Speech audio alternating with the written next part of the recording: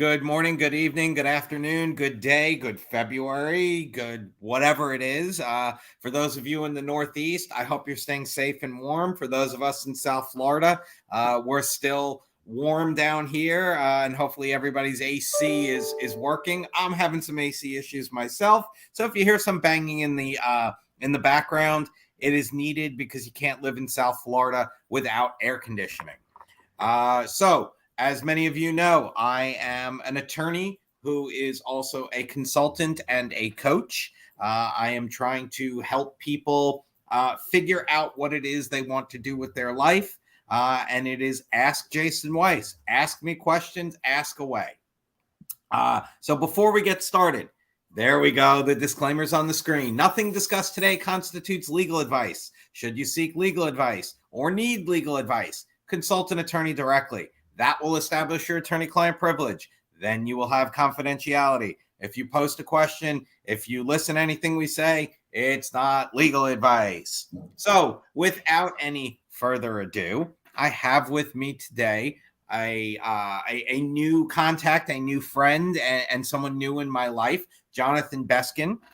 Jonathan is the CEO, owner, inventor, digital advertising guy, all of those great things, and a fellow South Floridian like myself, who is here to talk about today singles swag. And we're going to throw love into it. We got a little heart going right here. We're going to throw love in as well because Valentine's Day is coming up in 5 days.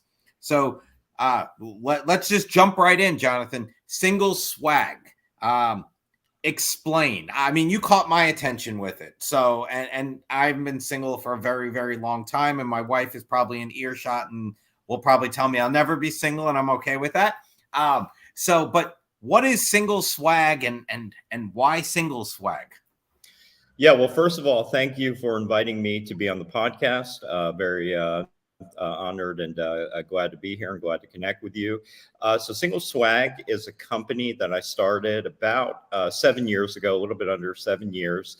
That is the really the first and largest monthly subscription service designed for single women. And at the time that I started this, no one else was focusing on marketing to this niche of single women. And I'm not sure, I haven't really listened to a lot of previous episodes or this channel, but so there may be some awareness, but people don't recognize that more than half of the US population, the world population, is single, or adults that are unmarried. And the amount of women in particular that are making more of a conscious decision to stay single longer, the kind of prominence of people that are divorced. It's really a large market segment, so no one else is focusing on that. So it's a normal kind of subscription box model. It's a recurring revenue model. So people sign up for our service on our website. We typically advertise on social media, and then every month we send them a kind of specially curated box that includes full-size women's lifestyle products. The products are from categories like organic beauty, skincare, jewelry, fashion accessories, books, food, and really a whole lot more. And we've gotten really great feedback on the boxes, and people like the box also because of the value that we provide. So the box is $50 a month, and the value is over $200. So it's verified retail value, but that's kind of the model for Single Swag. One thing I'll note is that the company was in the top 200 of the Inc. 5000 with some other big prestigious names that have been in the top 200 of a list like that in 2020 and on the list again in 2021. So guys, girls, ladies, men, whatever you identify with, I got to be PC correct today. Check out singles, SINGLESSWAG.com. Singles swag. For those of us, even us old married guys, going on there and not knowing what to get my wife this year for Valentine's Day, like, that's a great thing. Get her a box. Let her read about it. I mean, there's and I've checked out the site, hand selected products, things that are good. I've got two important, really three important women in my life: my mother, my wife, and my daughter. Heck, something like this would be great for all three of those. For $150, I get them all taken care of. I'm in good shape. Yeah. What's interesting about it also is that none of the products in the boxes are limited to single women. These are just full size women's lifestyle products. Nothing that overtly says I'm single. It's just kind of a fun way to treat yourself. We don't verify relationship status. We're not checking to see if you're single. And we get a lot of organic advocacy in our advertising, actually, from people that don't necessarily identify as single, that could be married in a long-term relationship, that just enjoy our boxes and enjoy loving themselves and kind of the monthly experience and the way we curate things. So it's not really limited. It's been more of, we've had success with digital advertising, kind of promoting the brand, that type of thing, single swag, but not everyone who subscribes is single, and you don't have to be single to enjoy what's in the box. And I don't have to be worried if when my wife signs up for it that I got something coming down the pipe, that it's all good. Now, you talked a little bit about the organic growth, and that's what kind of drew me to you. I am a big LinkedIn guy. That's the social media I like. I like to post. I like to read. I like to comment. And I've been following your story originally from afar, but now obviously we're connected and we chat. And I love the message that you send as part of LinkedIn, and it's really it applies across the board to everybody: single, married, man, woman, whatever it is. It's, you just eloquently put it out there, like you've been at this for you said 7 years, 8 years, and in the beginning, people were doubting you, as my kids would call it. There were haters out there. And I love to see that you basically never gave up and you just continued to follow, what it was that you thought would work. And here you are today, successful company. You've got other things in the hopper and the fires, which is awesome.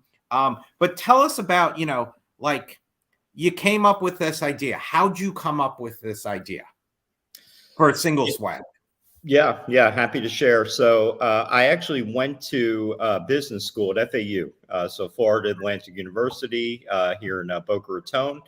And I started that program initially wanting to make myself more attractive to potential employers. So I had essentially a 10-year career in banking, financial services. Never really did anything that exciting. Always felt like I was capable of doing more, but really, grew up with kind of some inherent neuroticism, had a lot of anxiety, was really afraid to take a lot of risks, and never really had any money. So, I never really had the kind of fuel to add to the fire, so to speak, from that sense. So it was always challenging. I always felt like I was just as smart or smarter potentially than the people I was dealing with in kind of my corporate career, but I never really had. And it led to even more anxiety, even more depression and kind of that. So anyways, I went to business school, the MBA program at FAU. Part of the curriculum in that program was kind of studying different scenarios in actual businesses. So we studied well-known companies, then you would have group discussions, that type of thing. We started to focus on in a class on recurring revenue model businesses. So we studied like Netflix and Birchbox, which was kind of a pioneer in a sense in subscription boxes. And I decided I wanted to start that type of business. And I had no prior real entrepreneurial experience. But that kind of thought process led me to that. And then I was sitting at home. So I've been divorced since my son was about 1. And my son now is almost 14. And he was about 5 years old at the time. And I was sitting at home lonely on a Saturday night, just me. I couldn't go out. I see all these people, whether it's accurate or not, having such a great time out on social media, posting about it. And I was sad. And I thought to myself, I also hadn't been in a relationship in a period of time. And I thought that wouldn't it be nice to get a gift? I hadn't gotten a gift in a while. And then I thought, well, other single people may feel the same way. They may be kind of sad. They may be lonely. They may want a gift.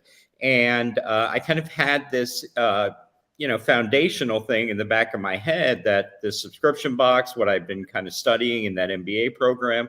And I thought, how about a subscription box for single women? And I did some research that night. Kind of when I bought the domain Single Swag, I bought a few other domains, in a similar vein. Excuse me. And that was kind of how the initial idea was born. And I'm glad to elaborate more, but I'll stop there for a second. No, this is great. I mean, all I keep thinking when I first checked it out was, I personally never really did the subscription thing except Harry and David's. I always wanted their pairs. That was the only way before they opened up in the malls and you could go in and grab one. That was the only way to get it. And when you wanted these pears, you had to get the subscription box. So I ate their apples and their grapes, but all for pears season. And that model is just great. I mean, we all see it, even Outlook 360, right? You used to go to Walmart or Best Buy and you'd buy the card and you put the code in and then you'd have it forever. Now you spend 10, 12 bucks a month and everything is subscription. You don't have it. You don't own it. You don't, and it works. I also like the fact that you could go in and you could pick things that you want in the Single Swag. You could, go ahead and do that. I popped in and, I get a 30% off discount just from checking out the website.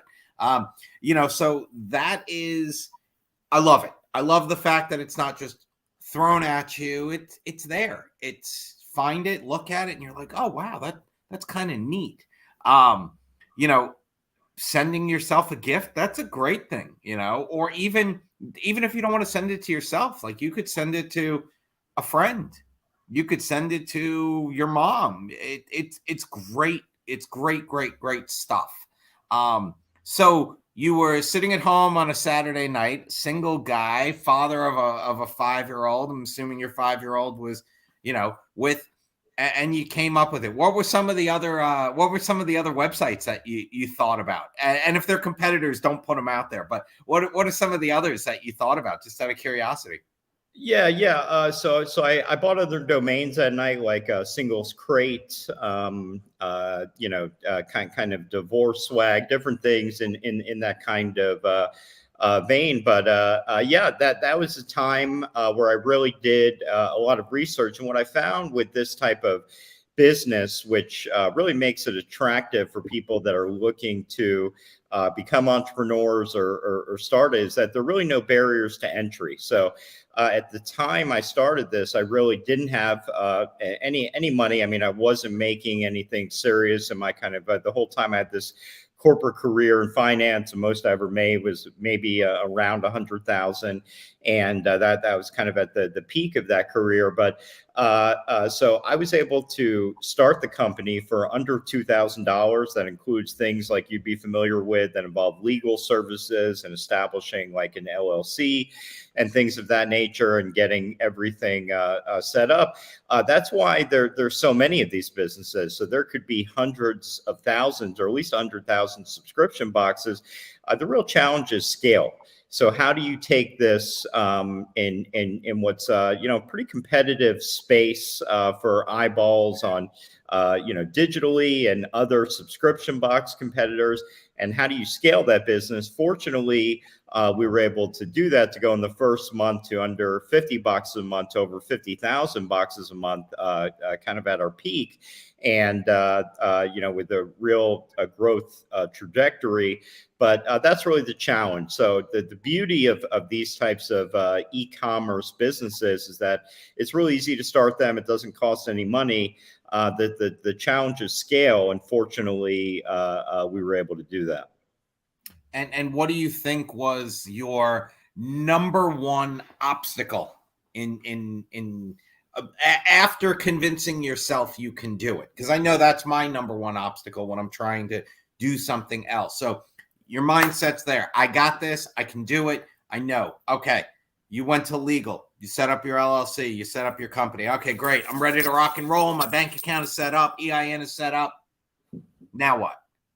Yeah. Well, really, what I really was focused on from the beginning is advertising and how we're going to acquire customers. And this is what I mean. I speak to a lot of aspiring entrepreneurs now and people that want to start a subscription box or want to, work with me in some capacity, and they're focused on the products in the box, the design of the box. I mean, what's really important in the beginning, from my perspective, is how you're going to acquire customers and the cost. The two biggest kind of financial metrics in this business are what it costs to acquire a customer and how long you can keep the customer. So essentially the lifetime value of a customer. And I knew that was going to be critical. I did a lot of research, and I kind of figured out a lot of thought went into the initial pricing, which is a little bit different than the pricing today, because when you have this type of subscription business and you have a kind of subscriber base you want to keep, it's difficult to change things like a price, because that's kind of an invitation for subscribers to cancel and that type of thing. So really what I was focused on was how we're going to do that. So initially, we were doing some similar stuff to this. So we were working with women that had an audience, or whether it was a podcast, or whether it was at the time when I started the business, really the hot social media platform. Today, it's really TikTok. At that time, it was more Instagram.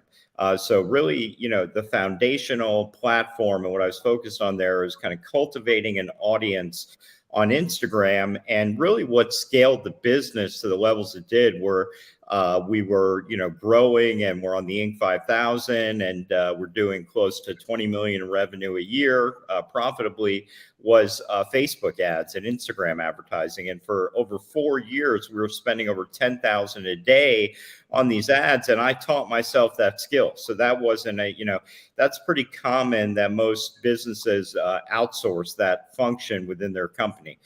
So that's something that I taught myself. But I would say, to answer your question directly, that one of the biggest hurdles for me, and I think you touched on this at the introduction, is that everything I was doing from a marketing perspective was working. Fortunately, this was at a time when it was kind of great timing, because a lot of the stuff I was doing, I was creating good messaging and had imagery that I put together, and I was testing and doing right.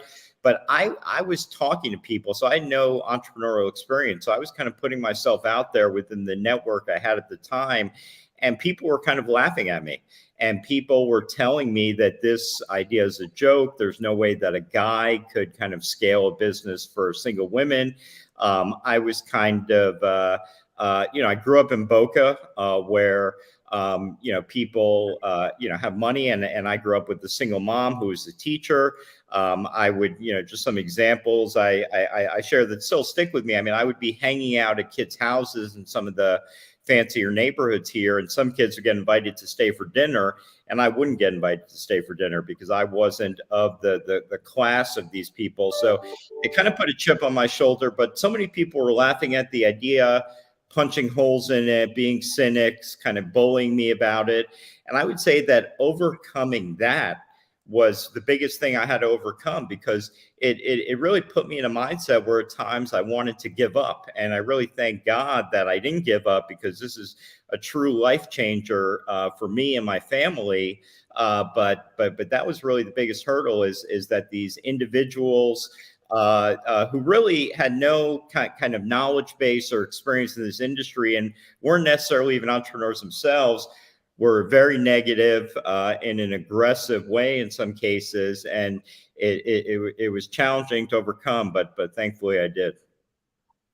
And I'm glad, and I know people, your family's glad, and people that work with you are glad, and all of that. And it just shows that sometimes you have to just put in the earplugs, and put your head down, and go for it, and not listen to what, again, all the haters say, or the critiquers. Like, hey, look, Jonathan, it might not work because have you thought of blah, blah, blah. That's like constructive criticism, which, I would take nicely. Hey, that's a great idea. I didn't think of that, as opposed to, hey, it's not going to work. You're a guy selling to women. Come on, give me a break. You got to just tune that out. And it's funny, because I tell friends of mine that are, new parents and all of this, I said, everybody's going to tell you how to raise your kids. I'm going to give you one piece of advice. Just say to everybody, Thank you so much for bringing that to my attention. Let me think about that and listen to nobody and do what you want. And they're like, well, why should I listen to you? I'm like, you should listen to whoever, you want, do your thing. And just stay focused and stay dedicated. So what we're going to do is we're going to go ahead and we're going to focus on one of our sponsors, and we're going to go ahead and run a commercial. And then we're going to come back and we're going to talk a little bit more about the boxes, the content, a little bit about digital marketing. And then I always end these shows with like the toughest question in the world. So don't freak out. You have no clue what the toughest question is going to be, but I think you'll be able to handle it. If you could handle single swag, you can handle my question. So hang tight. Jonathan Beskin here with us. Singleswag.com. Check it out. Really great stuff. And we're going to go for a commercial, and we'll see you in 2 minutes. Thanks, everyone.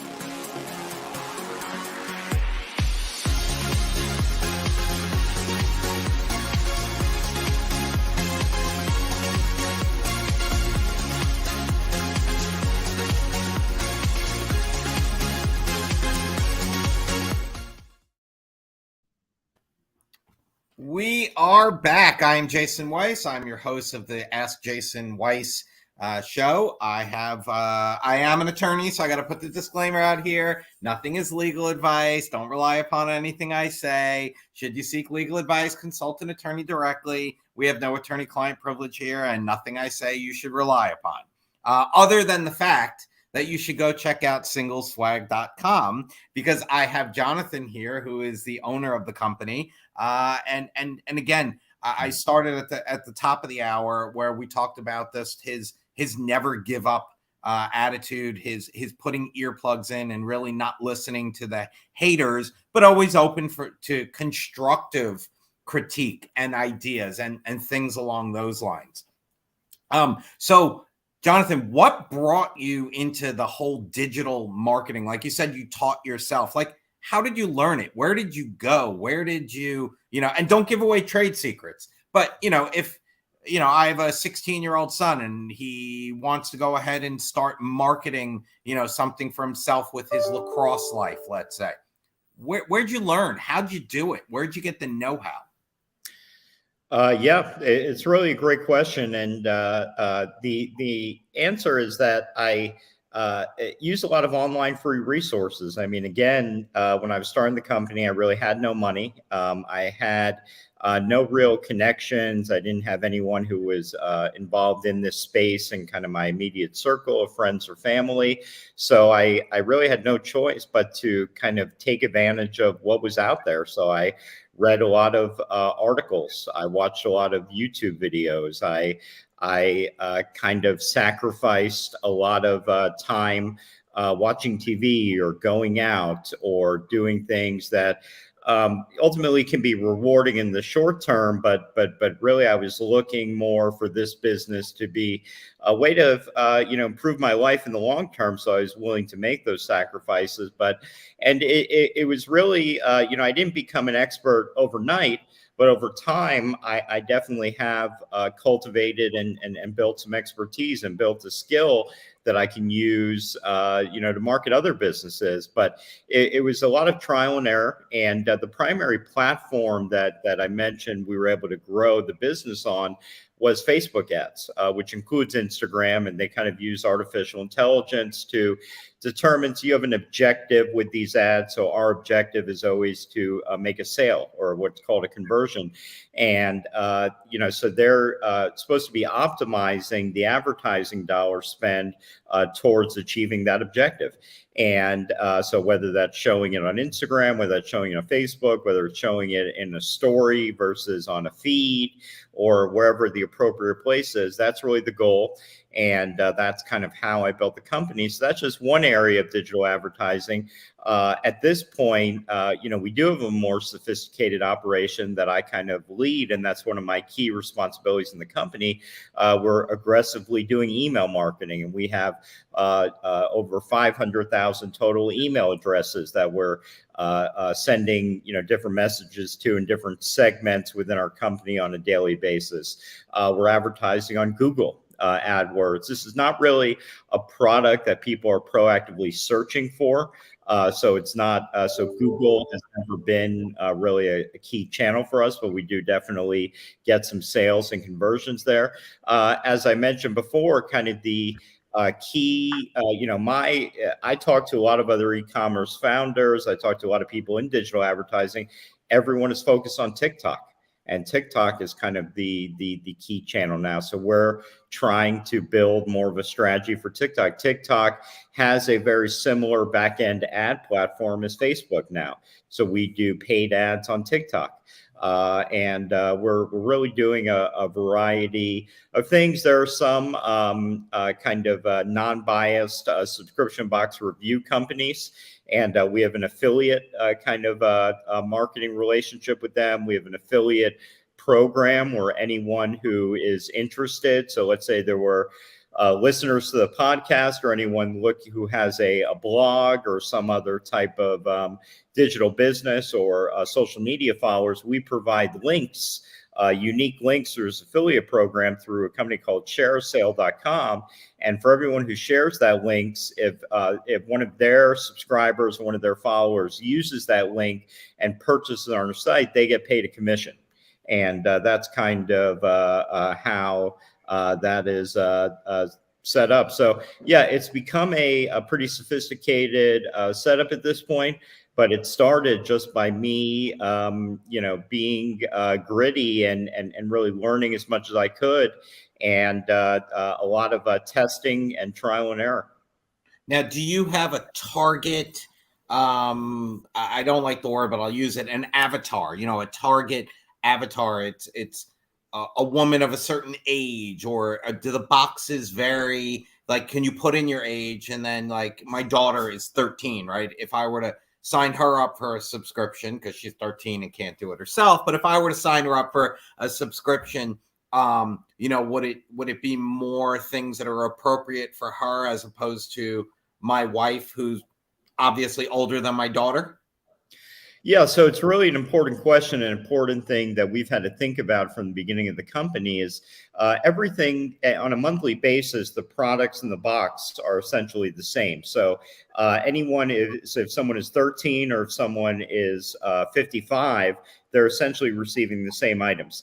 So we not only have to have items that have a broad appeal from that sense, but, people have different skin tones, and people have different, neck sizes and things of this nature. So we really have to be thoughtful about those things when we're putting these boxes together. And fortunately, our team has really done an amazing job of putting together products and using things like extenders on jewelry. And we do a lot of neutral tones. But, of our boxes and the way we put our boxes together, we've always gotten very positive feedback. And after the show, I'd love to send a few boxes to your house, and I'd love to get some feedback from your wife and daughter. And, see, we're always looking for honest feedback. But yeah, it's definitely something thoughtful. But to answer the question also about our kind of, we had the most success with women in there from about late 20s, mid to late 20s through mid to late 40s. That's kind of the kind of sweet spot where we've seen our data shows. That's where we've had the most success in our digital advertising. So one of the things that you mentioned where there's that fine line, that balance was, changing the price of a subscription. And it was very refreshing to hear that come out of your mouth. And I'm going to say that because, I'm constantly, I'm a Netflix subscriber, right? It seems like every 6 months I'm getting something from Netflix saying, hey, your subscription price went up. And it's kind of like, they don't care. They don't really try to say that. I remember when I was first on Netflix, it was $9.99 a month. Heck, my dad was on Netflix when they were mailing CDs or DVDs to him, and he was returning them. So Netflix went into all digital, $9.99, $11.99, $15.99. I think I'm paying like $21.99 a month, but I keep it going. Same thing, Disney Plus and all of these. So it's very refreshing to hear from the owner and founder of a company that keeping things at that level is important. And I know I do that in the legal field. I have clients that I've been working with. I'm the lawyer for 22 years. So I have a client 20 years I've been working with. And the hourly rate that I charged him 20 years ago is the hourly rate I charge him today, which is like, I don't know, maybe 60% of my normal billable rate. So I say I hold true, and I value that. So I want to reward my long-term subscribers. So I think that's awesome, and it's very refreshing to hear that you're trying to keep it. That doesn't mean you're locked in for hey, you're always going to be at the same price forever, but at least you recognize it and you try. We don't get an explanation from Netflix why all of a sudden it went up $2 a month. I don't know. Yeah, I'm curious, even from a legal perspective, what their, I would think there would have to be some type of transparency there if they're going to raise rates or some type of notification. But I'm definitely not a legal expert by any means. But yeah, I mean, I think it's just one of the areas that, as a business owner, as an entrepreneur, that you're just very thoughtful about. And obviously, one of the things that we're most sensitive to is keeping subscribers happy with what they receive, not concerned that they're paying, $50 a month. When we started, it was $40 a month. And we did have to raise prices within the last year. We were actually one of the last, there's kind of a group of larger subscription boxes that we're very kind of connected with. And, they all raised prices way before we did. And it's kind of a product of, some global economic factors like, shipping and, the cost of products. And really, in the last couple of years, in like a post-COVID environment, the cost of doing business for everyone, really everyone I talk to across a number of industries has gone up. So we really had no choice if we wanted to sustain the business. And I deal with this now. I had to raise my rates over time, and clients are like, well, look, we're still paying, you're still doing the legal work, you're still doing all of that, like, why are you raising your rates? And I'm like, well, my internet fee went up, my Netflix, my cable, my, all of the things that I need, my research platform, the company that I use for background checks, like everybody has gone up. And that means that my cost to you, I've got to do it. And it's not like I went from, $300 an hour to $400 an hour. I went from, 350 to 375 or 375 to 400. But it's tough. It really is. And that's the biggest thing that you hear is, now I can't afford it, or now I can't do it, or now, and, it sucks. But, look, a family of 4 eating dinner from Chick-fil-A runs me $80. How, my son's a big boy. How can I do that? And that's Chick-fil-A. I understand I could probably go to McDonald's or Burger King and be at 50 or 55, but $80. So I always mention my son or my daughter in all of these podcasts. So I'm going to do that now. I threw that quick intro into there. So one of the things is, you're very passionate about what you do, and that's a great thing. And I like that. And, my passion, as many people know, is my family, my kids, and my son is an avid lacrosse player. And lacrosse seems to have really been a phenomenal glue for me. So you and I connected on LinkedIn. A gentleman who works with you happens to be involved in lacrosse. And that's where it kind of like intersected. So one of the things is, this is something you were passionate about. You followed it. You got involved. You followed your passion, and you are quite successful with it. Maybe not as successful as you want to be, or maybe more successful than you ever thought you would be, but you got there. And you followed that passion. You never gave up.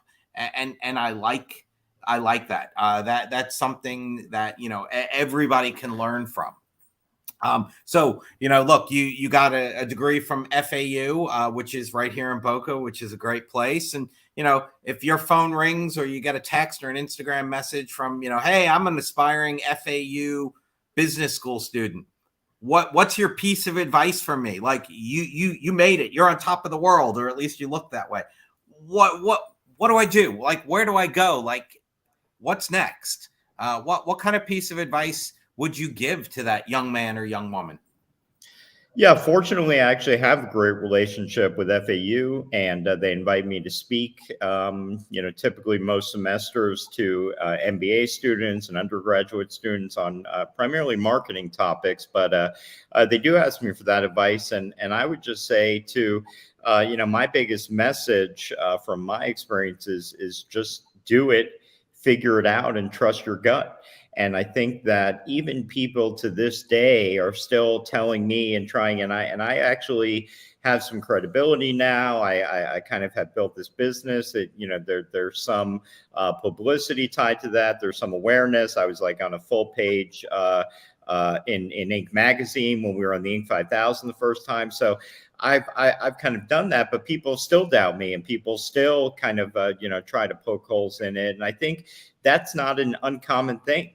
And I think that, if you have an idea and you want to change your life, even if you don't have money, there's always going to be obstacles, and there's always going to be reasons to not do it. The timing is not right. You have too much going on with your family. I mean, I started this when I was a single dad with a full-time job, with a lot of other responsibilities, with no money, and I was able to figure it out. So I think that it's really about just rolling up your sleeves and not making excuses and kind of just doing it. You may not be successful the first time, you may fail, but I can guarantee you're going to learn a lot in the process of doing that and at least making an attempt. And these days, and I was on the phone with somebody right before we hopped on the show, these days, I think like 25 or 30% of the working population has what they call a side hustle. And I think 90% of those 30% want their side hustle to turn into their full-time thing, which is great. So, but like you said, you need to be disciplined. You need to have balance. You need to figure out your plan. Follow you. Give me a call. Like, this is the kind of stuff I do. I can help you from a legal standpoint. I can help you get with the right digital and marketing people. And these are the types of things that I think the up and coming generations and the stars that are being born. Like, this is the kind of stuff that they see, and we just all got to just help them out and support them as much as humanly possible. So we're getting towards the end of our show, and I usually try to throw out, some of the hardest questions known to man, and all of these things. So for lawyers, I usually ask, something along the lines like, what do you think is the most realistic, legal movie out there? And, most people say My Cousin Vinny. So if, have you seen the movie Boiler Room? Yeah. Recently, but I've seen it more than once. Yeah. So do you remember the scene where he's sitting in his kitchen and he gets the phone call and they're trying to get him, selling him a newspaper subscription? Yes. And they're like, hey, and all this. And he teaches them. He's like, no, you got to go at it like this, and you got to go at it like that. Yep. Where did you come up with, your idea to, get it as a subscription as opposed to like a one-time, hey, buy this box? And then how did you figure out what to put inside the box? Yeah, well, first of all, before we ended, I wanted to just say that I agree with you on the lacrosse thing. I'm very passionate. It's one of the things I love the most. My son has been playing lacrosse since he was 5 years old, wants to play in college, is hopefully on a track to do that if that's really what he wants to do. So forget my question. Let's talk about that. What position does your son play? Attack. Okay. Oh, yeah. So he's one of the quick guys with a short stick that goes in and tries to avoid kids like my son, who's 6'3", 220, and plays with a long pole. So our thing is, long pole life. That's what it's all about with us. Everything's a long pole. I love lacrosse, and I didn't get to play it much growing up. I love it for the discipline. I love it for the teamwork. I love it for, you need your lacrosse IQ. And that's huge. Your son is an attackman, righty or lefty? Righty. And does he play for a club team? Yeah. He played on the Stealth World Series team last year. He played for Sweelax, Florida previously. Now he actually goes to a prep school outside of Boston. And he is playing on a team called Massachusetts up there. And they're kind of excited about the summer season. But it's something I haven't been able, with him being at kind of school up there, it's something I haven't been able to watch as much. I mean, he's still playing up there. They can kind of only have indoor training this time of year.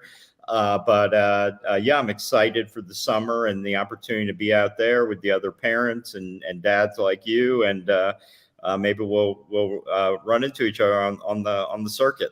Oh, 100%. I mean, we're going to be up there. My son's a 2025. We're going to be up in the Northeast. He's playing with a team called Triple H right now. But we've played Massachusetts. We played Stealth, and we did the World Series of Youth Lacrosse right after COVID was clear to go. So that is the passion. And it's funny. I find that when I talk, and I was at an event the other day, I talked about lacrosse. I didn't even talk about what I did. And before I knew it, I got 6 business cards and 7 DMs saying, hey, I checked you out afterwards. You're a lawyer? You're a fractional general counsel? Like, I need one of those. Let's talk. And I'm like, I don't really want to talk about law. Let's talk about lacrosse. And before you know it, I got new clients. So to me, it's always, promote your business, but talk about what you're passionate about. Talk about what you love. Obviously, you love your son. You love the fact that he plays lacrosse. You're letting him play up in Boston and Massachusetts, which I don't like Boston. I'm a Yankees fan, but it's okay. But don't hide the passions is what I think. Whatever you're passionate about, let people know, and before you know it, similar people are going to be attracted to you. Yeah, and even from that perspective, something I did because I thought it'd be nice for all the people that checked into the World Series hotel with the Stealth team. My son is 2027. Everyone got a box. So everyone, when they checked in the hotel, I sent these boxes in advance. So it was a good way to. I really wanted to. I wasn't really looking to gain anything from it. I was just looking to, be nice, and I had become friendly with a lot of these people. Some of them I didn't know that well, but it was also a great conversation starter, and people had some connections with me for the business. And we actually happen to have sometimes some excess boxes that we need to use for these promotional purposes or to, give out. We're dealing with so many boxes a month that it was nice to be able to do that. And it was a great way to connect with people a little bit further. So we blew through our time. We're done. So, hey, fun.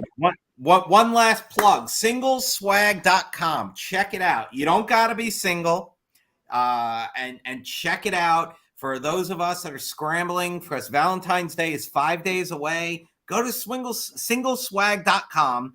Get your wife, your girlfriend, your mother, your sister, your aunt, your daughter, your cousin, anybody. Get them a box. Get them signed up. They're going to love it. I checked out the website before. There's some neat stuff on there. I can't wait to connect with you in person, Jonathan. Looking forward to it. Two South Florida guys. FAU, RJ Martino is now part of the FAU team. If you don't know that name, you should. And that's it. Thank you so much for being on this show. Thank you so much for all you do. And what's the best way if somebody wants to reach out to you? Just go to the website and go on the login or the content? No. So, I mean, they wouldn't be able to reach out to me directly on the website, but they can email me. My email address is Jonathan, just JONATHAN @singleswag.com. It's important. I always mention that there's two S's in the middle. So it's sometimes, people make that mistake. So I mention it, but feel free to email me. That's the best way. Great. Happy to be here. Jonathan, thank you so much. Have a happy and a healthy Valentine's Day. It's right after the weekend. Thank you for all you do. CC and the GoingSoloMedia.com network, thank you so much for doing this, because without CC, we couldn't. We look forward to chatting with you all again. And thank you so much. Have a wonderful rest of the day, everyone. CC, thank you.